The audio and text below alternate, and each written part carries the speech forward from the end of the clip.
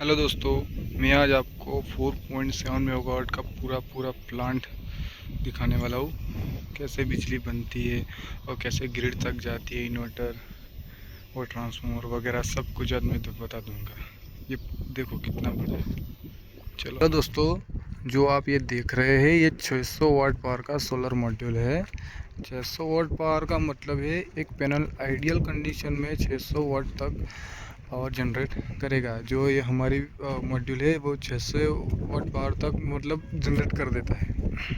और इसमें जो ये सेल लगे हैं वो मोनोक्रिस्टलाइन पर्क टेक्नोलॉजी है, जो मतलब ज़्यादा एफिशिएंसी देता है कम जगह में।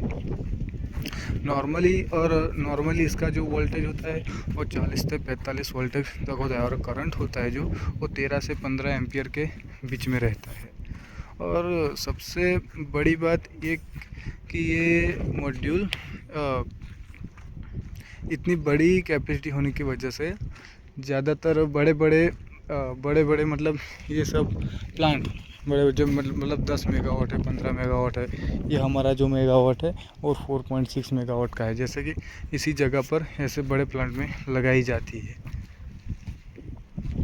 और यही है हमारी, और फिर यहाँ से ही सब शुरू होता है। जैसे 2 पीस पर गिरती है और उसमें से जो पावर जनरेट होता है डीसी वाला, समझ रहे हो। आपको अभी आगे बताता हूँ मैं। तो अभी हमने जो बात किया था, ये हमारा सोलर मॉड्यूल है जो 600 वाट पावर तक हमको जनरेट करके देता है, और वोल्टेज करीबन 40 से 45 वोल्टेज देता है, और 13 से 15 एम्पियर तक का करंट दे देता है। सही है। तो ये सब फिर बाद में सीरीज़ में कनेक्ट होती है, जैसे प्लस माइनस ऐसे कनेक्ट होकर ये एक स्ट्रिंग बनाती है। जो यहाँ पर जो अभी स्ट्रिंग बनी हुई है वो वाली स्ट्रिंग सब 28 मॉड्यूल की एक स्ट्रिंग बन जाती है। अब मान लो 28 मॉड्यूल है तो उसका सब वोल्टेज जो बढ़ जाएगा, प्लस हो जाएगा, और करंट तो सेम रहेगा। तो जो वोल्टेज हो जाता है 28 मॉड्यूल का करीबन 1000 या 1100 के आसपास हो जाएगा फिर।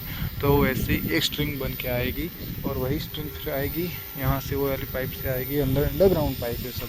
अब यहाँ के इन्वर्टर में पैरेलल में कनेक्ट हो जाएगी। देखो यहाँ पर कितनी सारी स्ट्रिंग लगाई हुई है, गिने तो देखो 1 2 3 4 5 6 7 8 9 10 11 12 13 14 15 16 17 18 19 करीबन 20-21 स्ट्रिंग लगाई हुई है यहाँ पर आके। तो दोस्तों हमारे पास अभी इन्वर्टर है, और ये इन्वर्टर वाट पावर का है। जो यहाँ पर हमें इंडिकेशन दिखा रहा है, मतलब कि ये डीसी का इंडिकेटर है, और ये एसी वाला इंडिकेटर है इसी पावर का। और ये जो मतलब वाईफाई का है, जो मतलब कुछ भी यहाँ पर होता है, कुछ भी फॉल्ट आ जाता है तो सब वहाँ पर कंप्यूटर में हमें अंदर दिख जाएगा। और ये भी अलार्म का है, अगर कुछ प्रॉब्लम हो गया तो यहाँ से हमको रेड लाइट ब्लिंक करती हुई दिख जाती है। वाट पावर का है, और इसका सीट यहाँ पर है, देख सकते हैं आप लोग। मैक्सिमम वोल्टेज 1500 वोल्ट तक ये मतलब आसानी से झेल सकता है। और एम्पियर से मतलब 65 एम्पियर वो आप कर लेना अपने आप से। 500 से 500 वाट तक चाहिए तब ये इन्वर्टर स्टार्ट होगा। यहाँ से मेन रेंज है उसका। और वोल्टेज 800 वोल्ट ये प्रोड्यूस करके दिखा है। जैसे अभी हमने कहा था कि 1000 या 1100 वोल्ट जाएगा, तो यहाँ से निकलेगा 800 वोल्ट बना के वो एसी वोल्टेज निकाल देगा फिर वो वहाँ से बाहर। ठीक है। और यहाँ से जो मतलब वोल्टेज वो 3 फेज़ में निकलेगा RYB के थ्रू। यहाँ से निकल कर ये हमारा एक जंक्शन बॉक्स है, जिसे अगर हमें कुछ इन्वर्टर में काम वाम करना हो तो हम यहाँ से कर सकते हैं। देखो आपको मैं बता देता हूँ। अरे खुल नहीं रहा,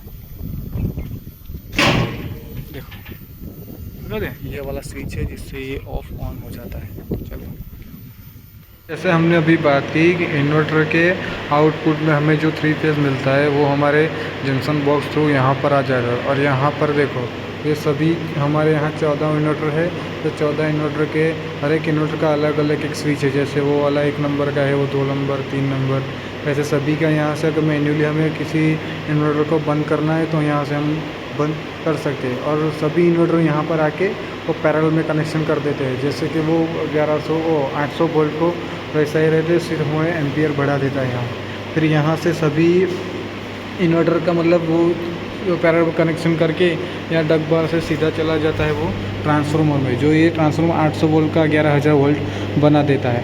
उसके बाद 11,000 वोल्ट बनाने के बाद फिर से वापस वो वाला वायर आता है ये से नीचे से जाके यहाँ पर हमारा VCB है, इसमें आ जाता है। और आपको यहाँ पर दिखा भी देता हूँ अभी कितना वोल्ट है, देखो 11,700, 11,800। अभी 3 फेज़ है, तीनों फेज़ में इतना आ रहा है अभी वोल्टेज। और फिर यहाँ से फिर वापस एक यहाँ से वापस एक चला जाएगा नीचे से 3 फेज़ का मतलब वो, और वहाँ से निकलेगा वहाँ पर देखो वहाँ, और वहाँ से हमारा CTPT में चला जाएगा। और CTPT में से एक हमारे जो मीटर लगे होते हैं उसमें से भी वो से सिंगल फेज़ वाला जो भी है वो निकलेगा, और फिर वहाँ से जाएगा ग्रिड में सीधे। फिर यही सब होता है, ऐसे ही बिजली बनती है और ऐसे ही ग्रिड तक पहुँचाते हैं। चलो, थैंक यू।